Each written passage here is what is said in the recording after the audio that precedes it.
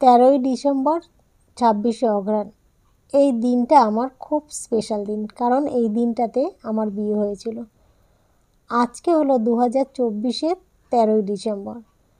তো আজকে আমার বিয়ের তারিখ, আর এই বছরটা আমাদের রজত জয়ন্তী বিবাহবার্ষিকী, মানে 25 বছর বিবাহবার্ষিকী। তো সারাদিন আনন্দেই ছিলাম, মনে মনে আনন্দ, কোনো কিছু মানে স্পেশাল কিছু না। কিন্তু পার্লার থেকে আসার পরে এই কেকটা দেখে দিনটা খুব স্পেশাল হয়ে গেল।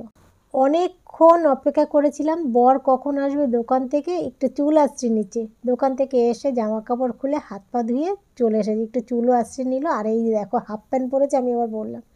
তো যাই হোক, ও আর পাল্টায়নি, ওই যে ক্যামেরা চলছে বললাম, ক্যামেরার দিকে তাকালো। আবার এই দেখো একা একা কেক কাটতে শুরু করেছে। তো যাই হোক, দুইজন মিলে কেক কাটবো, এটাও তো একটা বিশাল আনন্দের বিষয় না? জন্মদিনে মানুষ একা একা কেক কাটে, কিন্তু একমাত্র বিবাহবার্ষিকীর সময় দুজনেরই উৎসব। তো বিবাহবার্ষিকীর সময় একসাথে কেক কাটে। আর এই বছর আমার কি জানি মনের মধ্যে কি হচ্ছিল যে 25 বছরের বিবাহবার্ষিকী পাবো তো, কারণ রজত জয়ন্তী বিবাহবার্ষিকী বলে কথা। 25 বছর 50 বছর এই বছরগুলো একটু স্পেশালই হয়।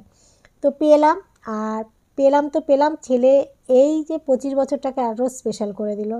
আর তোমাদের দাদা প্রত্যেক বছরের ন্যায় দেখো না, ছেলে আমাকে কেক খাওয়াচ্ছে কেন বলো তো? আমি কিন্তু ঝগড়া করেই যাচ্ছি, আমাকে মিনমিন করে, তোমরা শুনতে পারবে না ওটা। 25টা বছর এই ঝগড়া করে করে কাটিয়ে দিলাম।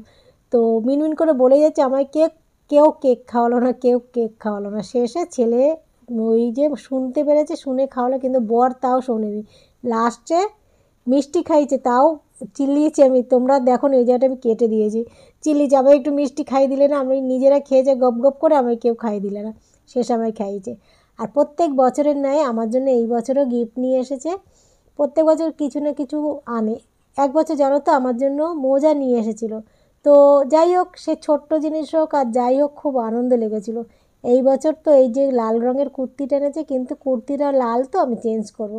তো লাল রঙটা আমার এই বয়সে যেন মানানসই না, এই জন্যই চেঞ্জ করবো, রবিবার দিনকে চেঞ্জ করে আনবো। আর ছেলেকে অনেক বলাতে ছেলে রসগোল্লা একটা খাচ্ছেও, খাবে না। তো ওকে তো খাওয়াতেই হবে, কেননা দিনটাকে তো স্পেশাল করে দিল আরও। আর এই যে দেখো, ঝগড়ার ফল মিঠা। তো ঝগড়া করলাম বলে মিষ্টিটা পেলাম। তো চলো, দিনটা খুব স্মরণীয় হয়ে রইলো।